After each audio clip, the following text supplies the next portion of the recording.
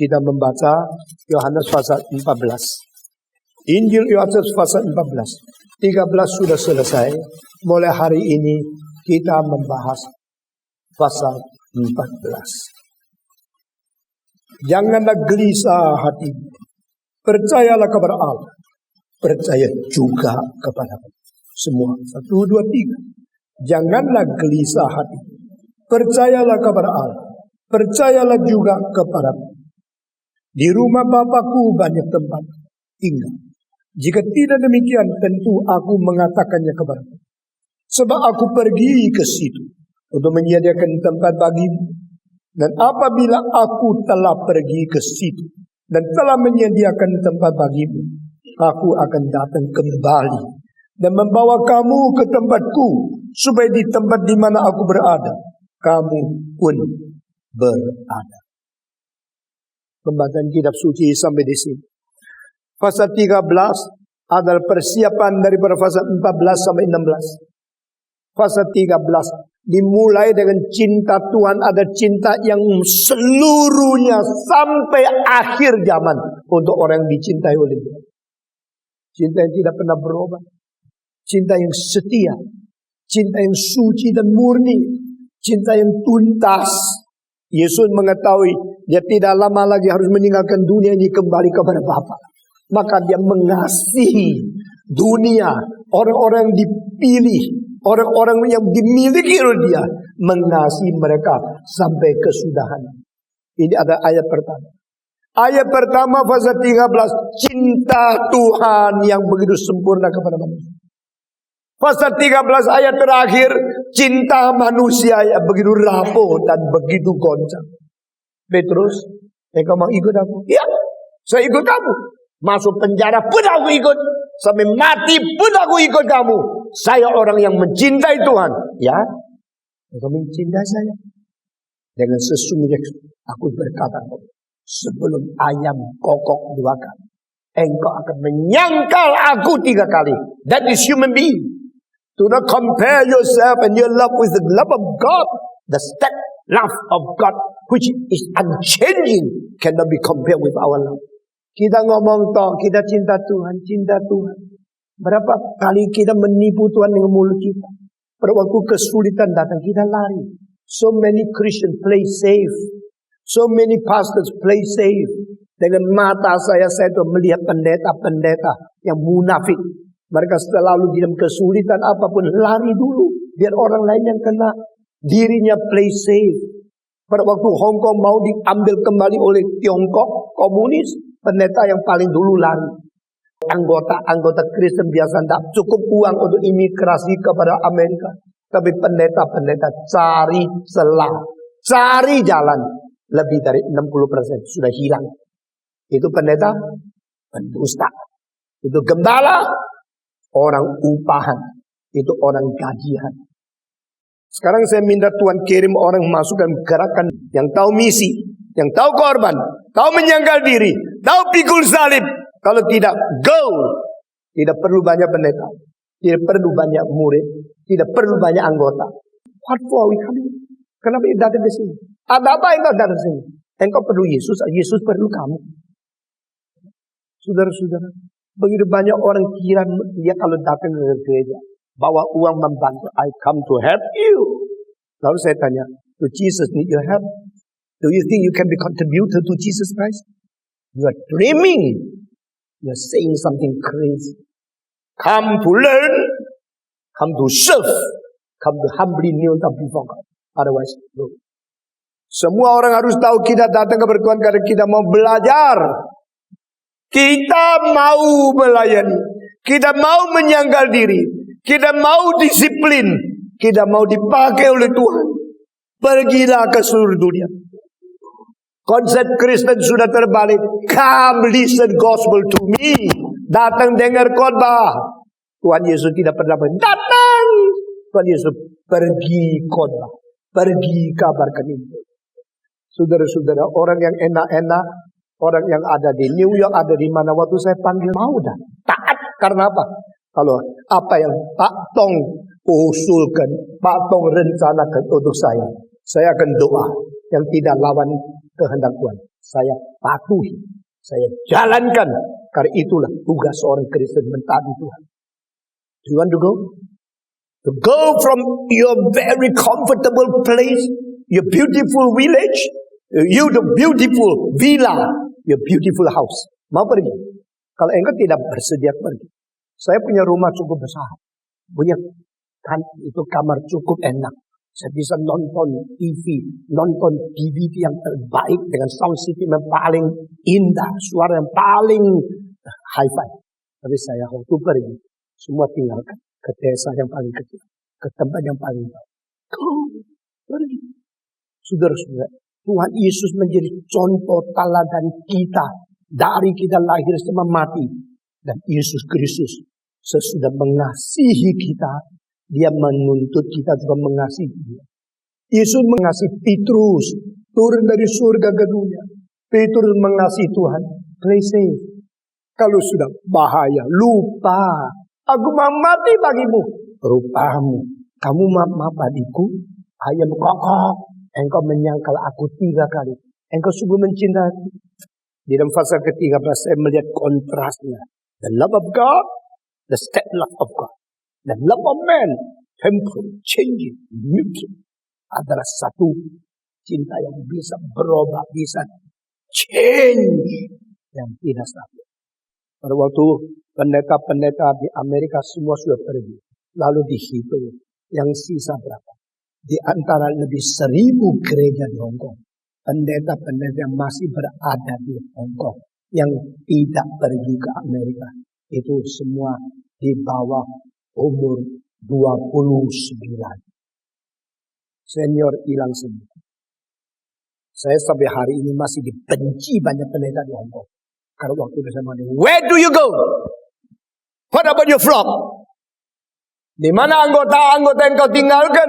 Mereka miskin, mereka tidak bisa pergi.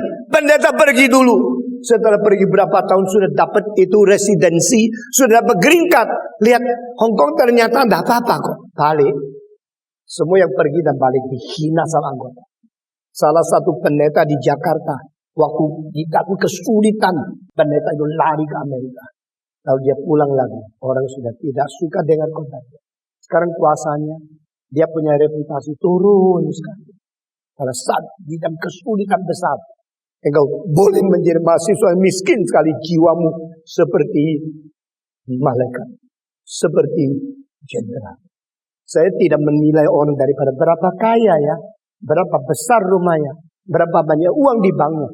Saya selalu menilai berapa potensinya, berapa integrasinya, berapa sungguh, berapa berkorban, berapa cinta Tuhan. Itu penilaian saya. Jangan ganggu saya. Saya sudah 72, saya tak mungkin diganggu oleh seduction of the money. Saya tidak dirayu oleh uang, tidak dirubah oleh politik. Siapapun jenderal di depan saya lihat Kristus lebih besar dari kamu. Taat keberfirman. Itu pikiran saya. Saudara-saudara, Yesus menjadi teladan kita. Di hadapan Pilatus, Herodes tidak berkompromi satu kalimat. Pilatus berkata, tahu tidak saya mempunyai hak melepaskan engkau? Atau saya mempunyai hak untuk menghukum engkau mati? Yesus mengatakan, sesungguhnya, jikalau bukan daripada atas, tidak ada hak engkau boleh memperlakukan apa kepada saya. Inilah jiwa kekristenan. Pada setelah selesai pasal ke-13, Yesus masuk ke pasal 14. Apakah signifikansi pasal 14? Pasal 14, 15, 16 adalah 3 pasal yang dibandingkan dengan pasal 5, 6, 7 dari Matius. Matius 5, 6, 7 dan Yohanes 14, 5, 16 itu adalah sesuatu bandingan dari permulaan pelayanan dan akhir pelayanan. The beginning of the ministry of Jesus Christ started from 5, 6, 7. The 3 chapters called the teachings in the mount. Itu namanya khotbah di bukit. Itu adalah kalimat-kalimat yang keluar dari mulut Tuhan untuk mempersiapkan anak-anak Allah di dalam kerajaan surga. Bertobatlah kamu, karena kerajaan Allah sudah dekat. Kerajaan Allah dihuni oleh siapa? Apa itu namanya kerajaan Allah? Mengapa harus bertobat? Orang yang bertobat yang masuk di dalam itu orang standarnya pasal 5, 6, 7. Saudara-saudara, tidak pernah dalam sejarah ada ajaran selengkap sesempurna seperti itu. The beginning of the ministry, the beginning of Jesus' teaching started from 5, 6, 7, the 3 chapters in Matthew Gospel. Saudara-saudara, berbahagialah orang yang miskin hati. Berbahagialah orang ratap nangis. Berbahagialah orang yang hatinya bersih. Berbahagialah orang yang dianiaya. Started from all the different and the concept which is contradictory to the common rule. Ini semua berbeda dengan konsep berbahagialah orang yang kaya, berbahagialah orang yang pangkat, berbahagialah orang pintar. Yesus bilang tidak. Orang miskin, orang hatinya hancur, orang bertobat, orang yang sungguh-sungguh menginginkan dengan sikap lapar dan sikap haus kepada kebenaran. Berbahagialah orang mau dianiaya, karena mereka akan menerima pahala di surga seperti nabi-nabi sebelum mereka. Ini semua berlainan. Yesus memberikan 3 pasal itu, the beginning of the teaching and the end of teaching di sini. 14, 15, 16. Kita harus berstudi banding dari kedua kelompok khotbah yang memulai dan mengakhiri pelayanan Yesus Kristus. Saudara-saudara, Mahatma Gandhi, seorang pahlawan yang paling diagungkan di seluruh sejarah India. Meskipun dia akhirnya dijatuhkan oleh orang Kristen yang mendiskriminasi dia karena color. Waktu dia berada di Afrika Selatan, apartheid, dia beli satu tiket first class dengan harga yang tinggi, masuk kereta api, lalu ngantuk di situ. Tiket, dia keluarkan. First class? You colored? You from India? First class is only for white people. Go out! Sudah beli tiket diusir. Mahatma Gandhi waktu itu sudah ikut katekisasi mau dibaptiskan. Nah, dia melihat orang Kristen begitu diskriminatif. Dia mengatakan, I will never be baptized. I will never be a Christian in the rest of my life. Maka orang Kristen kehilangan seorang tokoh terbesar di dalam sejarah manusia. Dan India tak pernah menjadi Kristen. Karena apa? Mahatma Gandhi dihina oleh orang Kristen. Dan orang Kristen itu diikat oleh pikiran apartheid. Orang putih penting, orang hitam tidak penting. Saudara-saudara, sesudah itu dia tidak mau jadi Kristen. Tapi orang tanya dia, jadi you rasa Kristen dapat? Dia bilang, no. Kristen banyak yang tidak baik. Tapi Kristus baik. Christ is the best. Christ is above Hinduism.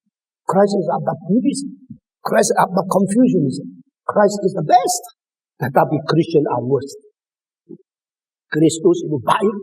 Kristen jelek. Lalu dia mulai mengembalikan kepada Yesus Kristus. Even though I do not want to be a Christian, but I want to follow Jesus Christ. Maka Mahatma Gandhi mengambil keputusan saben hari pagi sebelum mulai kerja, saben hari sampai mati harus baca Matius pasal 5, pasal 6, pasal 7 sudah selesai. Berdoa lalu memikirkan tentang Yesus Kristus baru kerja di kantor. Ini satu mujizat dalam sejarah. Maka Mahatma Gandhi diingat oleh orang-orang demokratis di seluruh sejarah menjadi salah satu yang paling tinggi. Dan dia adore Jesus Christ. He remember the words of Jesus Christ. Pasal 5, pasal 6, pasal 7, Matius. Saben hari baca 3 pasal. Baru mereka. Tak pernah bosan, tak pernah sombong. Tak pernah menghitung, saya sudah baca berapa ratus kali. Pokoknya berapa puluh ribu kali. Di dalam sisa hidup dia setelah pulang dari Afrika Selatan. Saben hari baca 3 pasal. Baru mulai kerja. Saudara-saudara sekalian, mari kita membandingkan semua. Dan pasal 14, 15, 16 itu menjadi pasal 3 yang lainnya. 3 pasal mulai pelayanan. 3 pasal mengakhiri pelayanan. Yang mengakhiri adalah sesuatu pengharapan untuk hari depan orang Kristen. Kalau pasal 5, 6, 7 adalah standar orang di dalam kerajaan Allah harus bermutu, bermotivasi, beretika, berbehavior yang bagaimana. Maka ke-14, 15, 16 akhir dari pelayanan, pengharapan untuk orang Kristen di dalam kerajaan Allah akan menerima Roh Kudus. Saudara-saudara, pasal 14, 15, 16 justru disinilah bukan saja melengkapi perjanjian baru, akan mengirim roh kekal kepada manusia. Saudara-saudara, saya berkata kepada saudara, who is a Christian? A Christian is a Superman. Orang Kristen ada Superman. Bukan Superman yang pakai anduk lari-lari terbang itu. Bukan. Bukan Kristen pakai baju ada satu S terus lari-lari terbang dakaruan. Bukan. Superman di sini ada. You have the supernatural power of God. Because Holy Spirit is with you. That is the meaning of what I say Superman. Orang Kristen ada orang super. Karena supernatural spirit, supernatural God is not with you. You bukan hanya seorang yang bertengkorak, bertulang, berdaging, bertandem. Engkau bukan hanya seseorang berkulit, berwajah cantik. Lalu engkau mempunyai tubuh yang sehat, engkau menjadi manusia. Tidak. You are man created by God after His image and likeness. Ditambah dengan the Holy Spirit is with you. You are Superman. Saudara-saudara, saya melihat ada dua macam manusia. Semacam apapun ada, tidak ada penyertaan Tuhan. Semacam apapun tidak ada, tapi Tuhan menyertai dia. Yang baik yang mana? Yang pertama atau kedua? Jawab. Yang kedua. Who is the presence of God? The presence of God within you. The indwelling of Holy Spirit. The spiritual and the supernatural power is on you. Become a Superman. I am a Superman. Saya tahu. Saya diberkati Tuhan. Saya tahu. Saya diurapi oleh Tuhan. Saya tahu. Saya didamping oleh Tuhan. A man plus Holy Spirit is a man who is so great, so super, so supernatural, can do so many things. Siapa yang bisa kerja secara manusiawi lebih banyak dari saya? Saya kira jarang. Bukan saya mau sombong. Tuhan telah membuat seorang yang umur 3 kematian papa, umur 72 sudah kumpulkan 7.000 pita bahasa Indonesia, belum bahasa Tiongkok.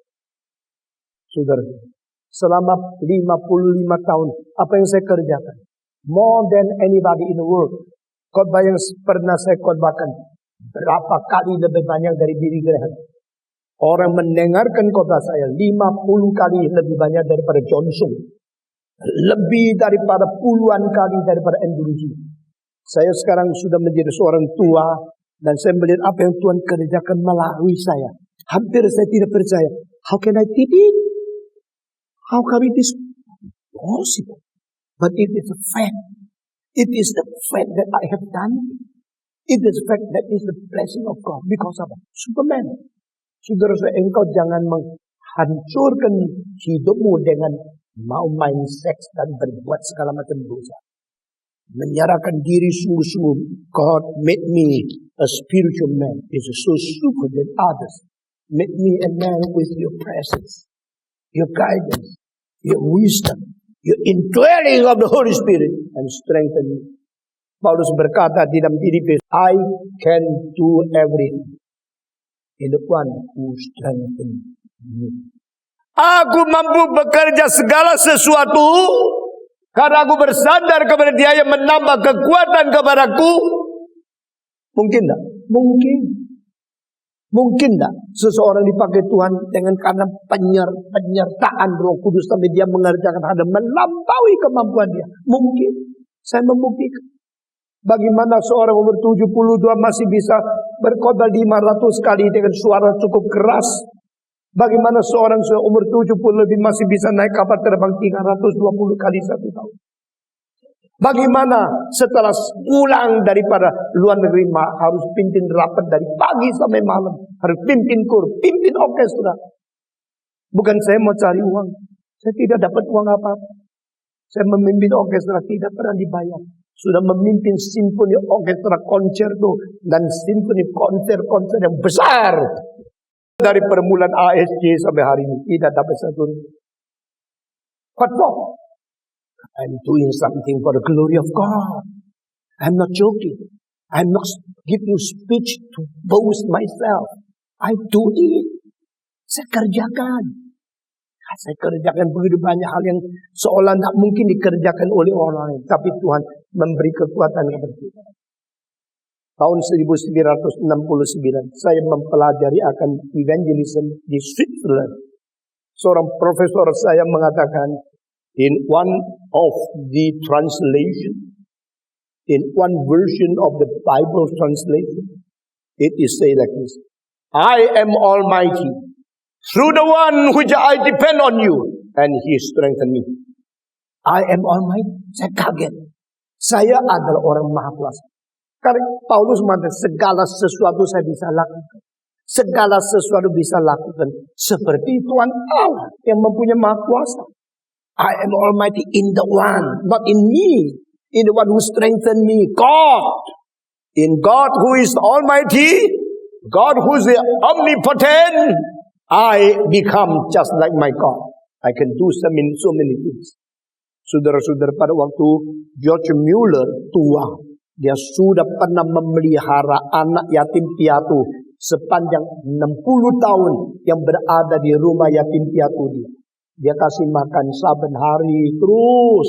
Orang beribadah siang malam baca kitab suci. Dan orang itu pernah satu kali 1000 lebih anak jam 12 semua masuk ke dalam ruang makan.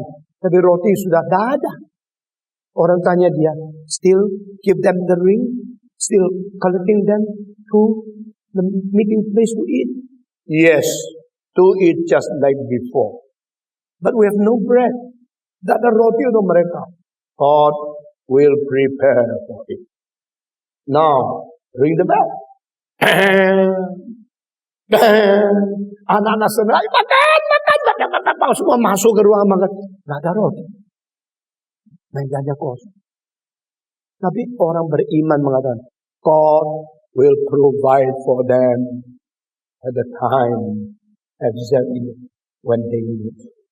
Pada waktu semua sudah duduk di sana, berdoa, Tuhan kami berterima kasih untuk makanan, tapi kosong.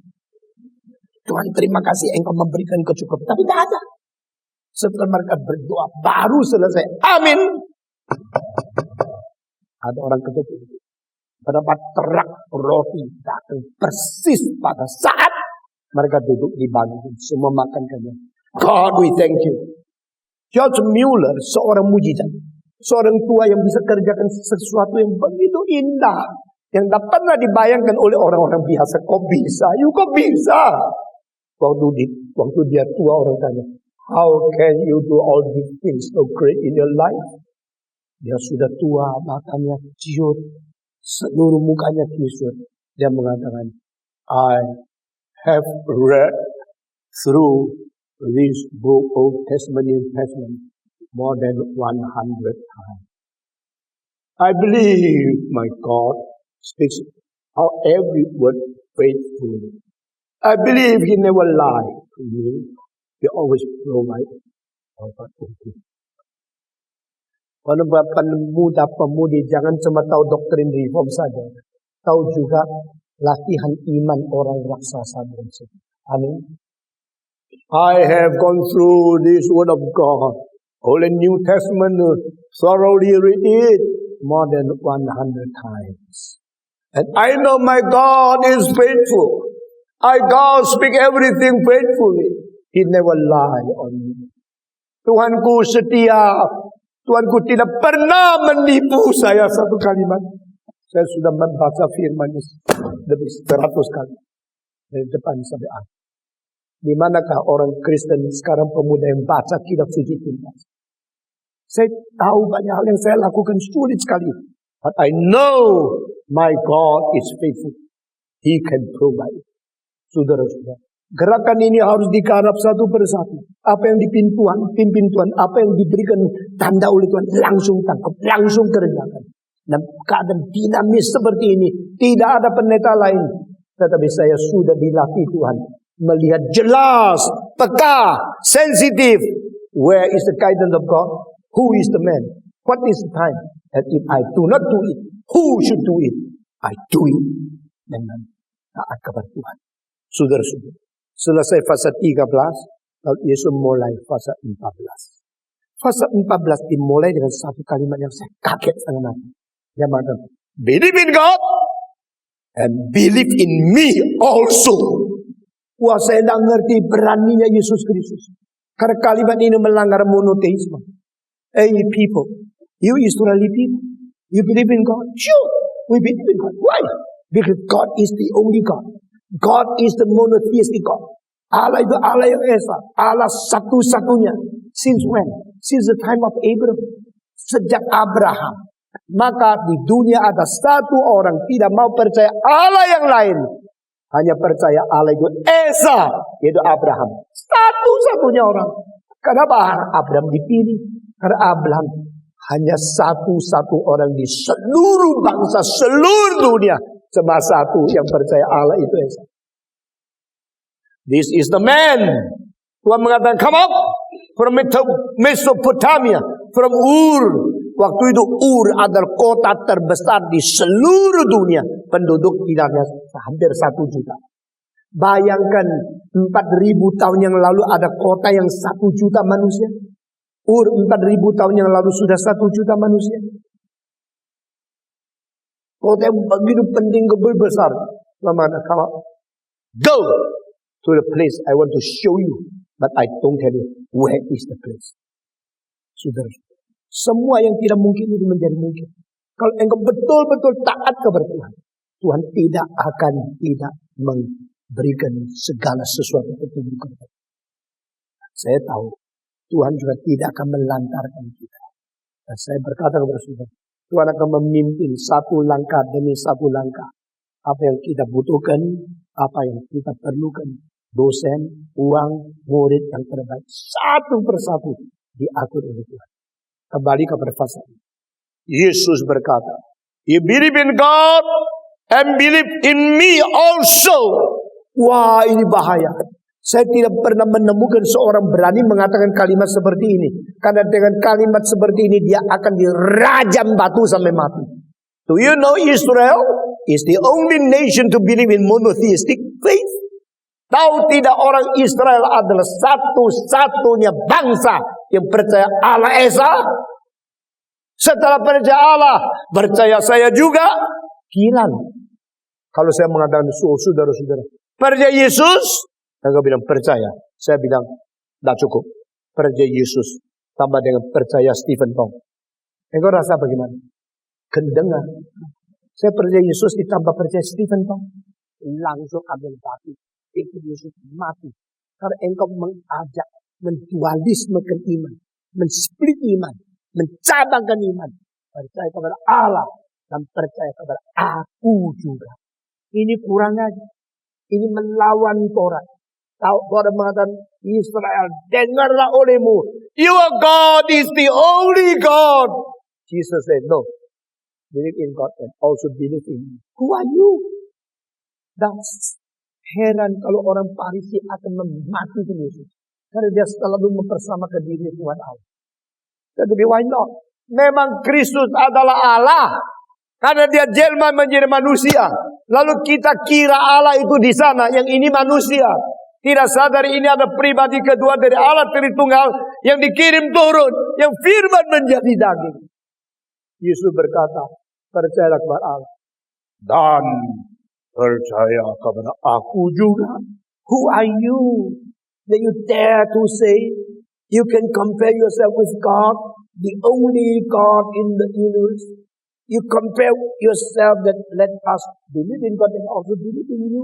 Are you crazy? Are you not wrong? Are you saying like that? Orang tidak ngerti apa yang dikatakan Yesus. Saya mau tanya. Orang Israel dulu menyembah banyak berhala. Ya? Jawab. Ya? Zamannya itu semua hakim-hakim. Menyembah dewa ini, itu, Dagon, Baal, Istoret. Semua dewa-dewa orang kanan disembah sujud. Saya tanya lagi. Mulai kapan Israel tidak lagi menyembah semua berhala? Siapa jawab? Kapankah setelah terjadi sesuatu Israel tidak lagi ada orang menyembah berhala? Setelah pulang dari pembuangan di Babylon, when Israel returned from the captivity in Babylon, they awake. Mereka sadar, mereka conscious, there's no other God. There's only one God, Jehovah. Setelah pulang dari Babylon, ditawan 70 tahun. Bait Allah dibakar, dihanguskan, dirobohkan. Baru engkau bertobat. Jangan kira kalau gedung gereja besar itu sudah bangun, sudah rohaninya baik. Mungkin mesti dihancurkan baru engkau bertobat. Bait Allah yang dibangun oleh Solomon begitu mewah. Tingginya sampai 25 kilometer. Dari tempat jauh sudah melihat atapnya itu emas. The gilded, the golden top of the temple of God. Seen from 20 miles away. Orang dari Arab, dari tempat lain, dari Syria, dari Damaskus. Waktu dekat kepada Yerusalem. 25 mil sebelum tiba. Sudah melihat kilapnya atap yang pakai emas. Silau di bawah matahari sampai mereka setuju. Begitu mulia. Itu mesti diroboh. Sudah dihancurkan. Semua dirampas. Semua alat-alat di dalam diambil. Ditawan. Pemuda-pemudi di usia. Dibawa ke Babylon. Israel sudah hancur-hancuran. Mereka baru sadar. Kalau begini hukuman Tuhan tidak. Kami harus bertobat. Kami harus mengaku kami yang salah. Dan mereka tidak lagi percaya kabar berhala. 70 tahun kemudian pulang. Coba tanya. Kalau kau 30, berapa umurmu? 30. Ya? Kalau 70 tahun ditawan, balik lagi umur berapa? Cepet. Tawan umur 30 seperti ini. Pulang lagi sudah 100. Bayangkan, jangan ketawa. Itu 2 generasi, 3 generasi habis. Baru kembali. Lalu yang muda. Sudah tidak tahu. Apa sih itu Yerusalem? Oh, ada bait Allah yang besar. Omong kosong. Di mana bait Allah? Puing-puing. Tidak bisa itu. Dan itu the history. Past. Gone already. Setelah pulang, mereka mengatakan, no more idol worship. No more believing in other God. There's only one God. God of Abraham, Isaac, and Jacob is the only God. The only true God. The only true living God. The only true living speaking God. He had spoken to us. He had revealed His truth to us. And we now know He. And He alone is the only God. Baru setelah 70 tahun ditawan kembali. Sekarang sudah belajar menjadi orang yang percaya kepada Allah yang Maha Esa. Baru kembalikan iman. Yesus mengatakan, believe in God and believe in me also. Gila. Dengan kalimat ini Yesus mungkin langsung dia rajam batu sampai mati. Karena inilah permulaan dari 3 pasal. Hari ini saya sampai di sini. Mari kita berdoa. Bapa di dalam surga, kami berterima kasih. Firman-Mu, pengwahyuan, mengandung begitu banyak hal yang ajaib, yang dalam, yang sulit kami mengerti. Dan kami tidak mau belajar dengan sembarangan. Kami mau menjadi anak muda yang sungguh-sungguh menelusuri, memperdalam, mempunyai pengertian secara akurat, secara sungguh-sungguh bertanggung jawab tentang segala kalimat yang Tuhan beritakan kepada kami. Dengar doa kami Tuhan. Kami bersyukur dan terima kasih. Pimpinlah kami. Pimpinlah pikiran. Pimpinlah daya pengertian kami. Pimpinlah daya penerimaan kami. Sehingga kami boleh berusaha menerima, mengerti firman Tuhan yang ada. Dalam nama Yesus Kristus, penebus dan juru selamat kami. Kami bersyukur. Amin.